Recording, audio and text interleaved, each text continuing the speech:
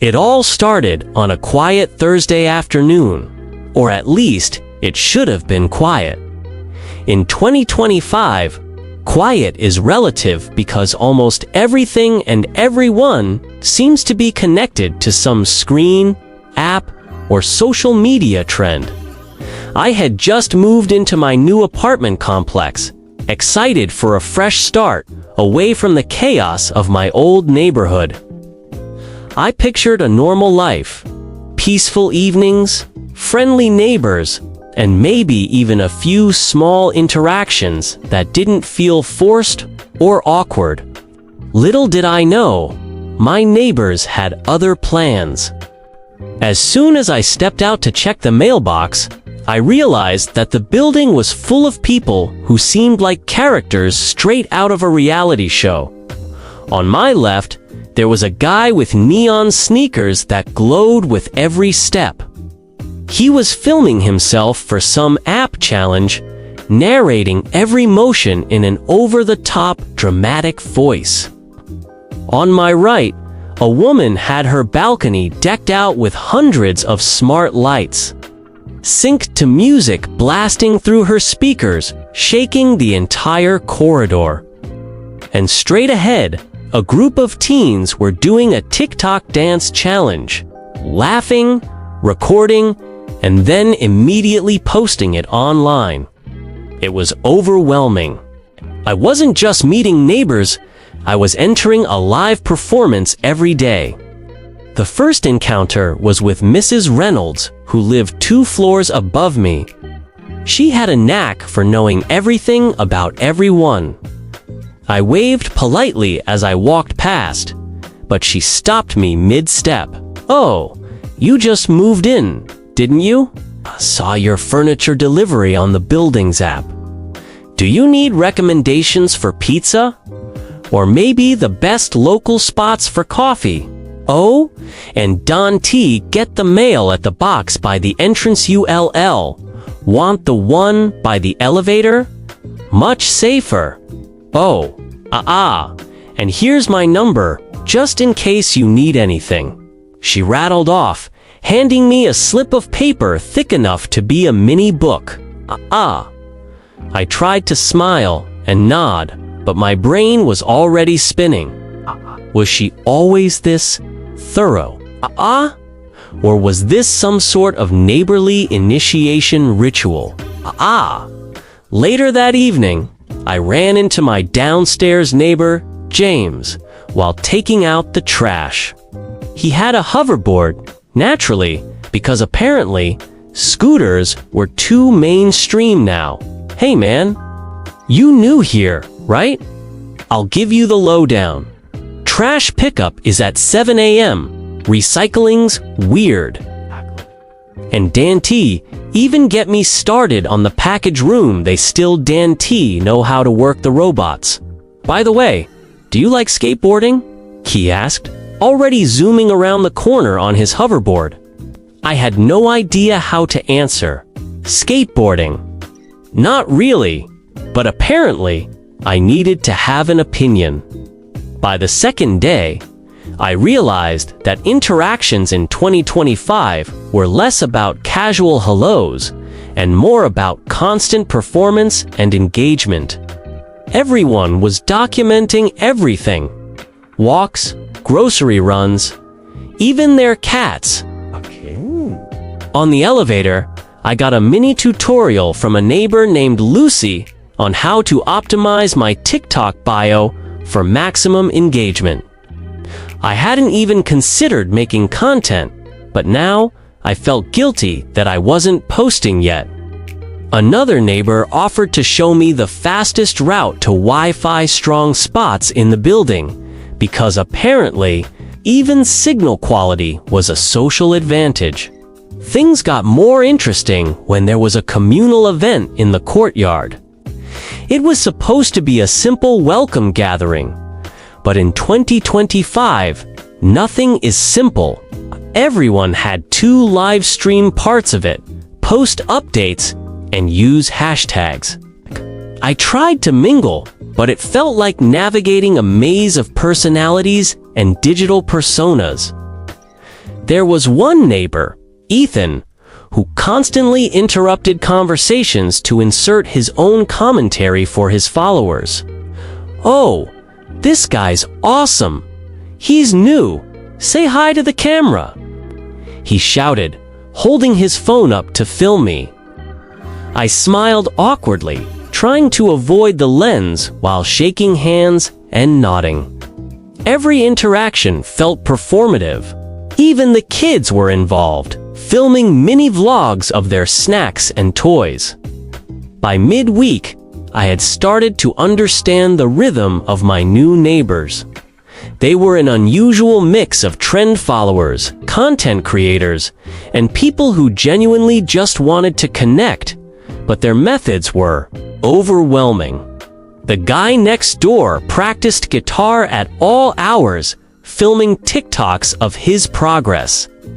The family across the hall had a robot assistant that announced every minor event in their apartment, from laundry cycle completed to someone is opening the fridge. It was chaos, but it had its charm. Slowly, I started joining in, not fully, but cautiously. I liked the energy. I liked the weirdness. One day, while checking the mail, I discovered a note slipped under my door. It read, "Neighborhood Bake-Off tomorrow at 3 p.m. Bring your agami or nothing." That's it. No name, just a challenge.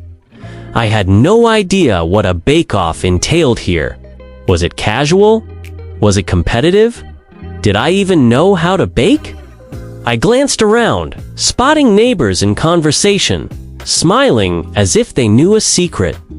I realized this was my invitation to fully immerse myself in this environment. The bake-off was a whirlwind, okay?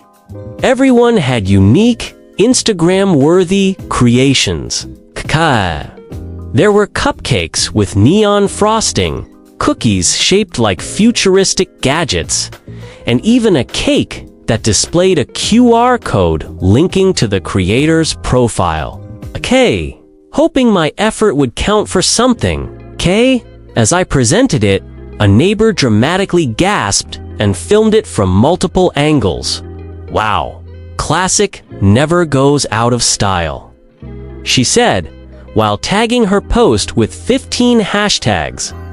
I laughed, realizing that even simple gestures were amplified in this world. By the end of the event, something unexpected happened.